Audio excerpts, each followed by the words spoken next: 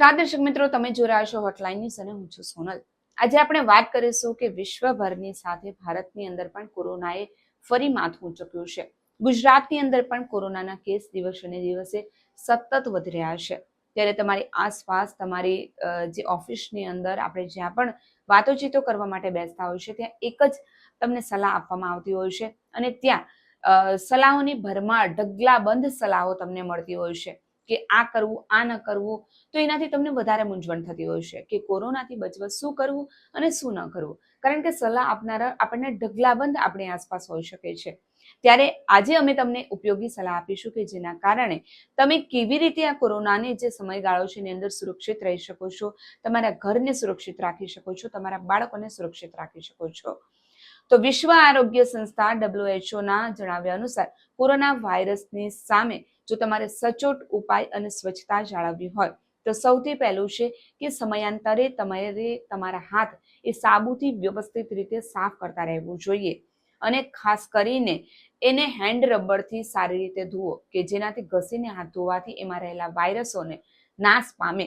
બીજું છે કે તમારા આંખ, નાક અને હોઠને વારંવાર તમારા હાથની વડે સ્પર્શ ના કરો, કારણ કે તમારા હાથની અંદર તમે કોઈ પણ જગ્યાએ જાઓ છો, જ્યારે તમે સવારી કરો છો, કોઈ પણ વસ્તુને અડકો છો ત્યારે એની અંદર જો બની શકે છે કે કોરોનાના જમ્સ એ તમારા હાથની અંદર લાગી શકે।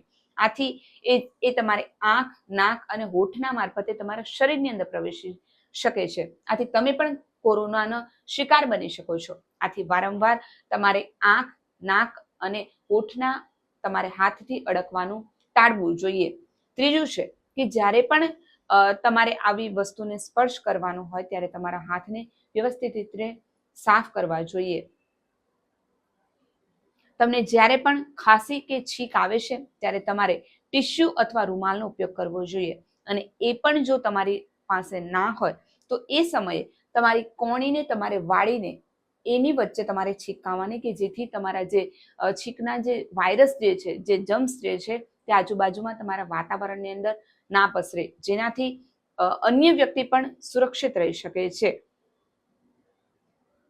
સૌથી મહત્વનું અને અગત્યનું છે કે 1 થી 2 જણની વચ્ચે 2 મીટરનું ડિસ્ટન્સ રાખવું ખૂબ જ જરૂરી છે, કારણ કે શરદી અને ઉધરસ જો તમને હોય તો એ અન્ય વ્યક્તિના મારફતે પણ તમને થઈ શકે છે અને તમે અન્યને પણ શિકાર બનાવી શકો છો અને બની શકે છે કે જો કોઈ બીજા વ્યક્તિને કઈ આવી શરદી, ઉધરસ કે તાવના લક્ષણો હોય તો એ તમારા મારફતે આવી શકે છે।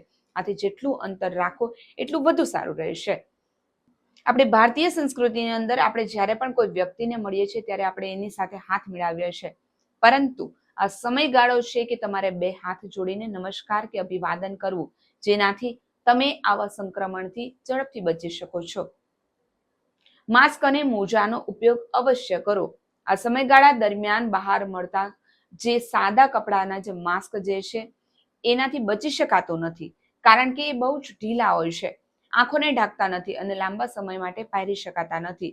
આથી ચેપ લાગ્યો હોય તેવા વ્યક્તિને માસ્ક પહેરેલ હોય તો તેનાથી તમને છાંટા બહાર ઉડવાની શક્યતા રહેલી છે।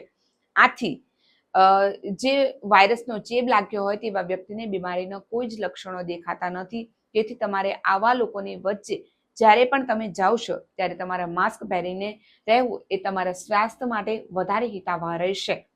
હવે તમને કેવી રીતે ખબર પડે કે તમે કોરોનાના શિકાર છો એની જો આપણે ચર્ચા કરીએ તો સૌથી પહેલું અને મુખ્ય કારણ છે કે તાવ આવવો, સૂકી ખાંસી થવી।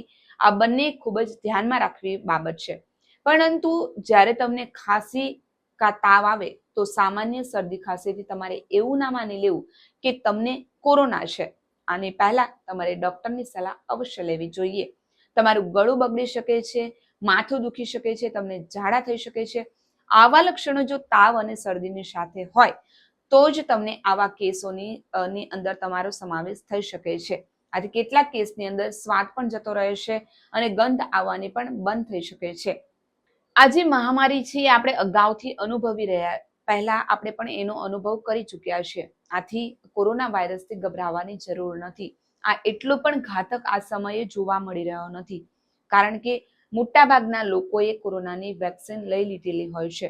આથી આ સમય છે સાવચેત રહેવાનો, શાંતિ જાળવવાનો અને તમારે ચિંતા છોડવી જોઈએ। પૂરતી ઊંઘ લો, વ્યવસ્થિત આહાર લો અને તમે તમારી કાળજી રાખશો તો તમે તો સુરક્ષિત રહેશો, તમારા આસપાસના વાતાવરણને પણ તમે સુરક્ષિત રાખી શકો છો, તમારા ઘરને સુરક્ષિત રાખી શકો છો, તમારા બાળકોને સુરક્ષિત રાખી શકો છો.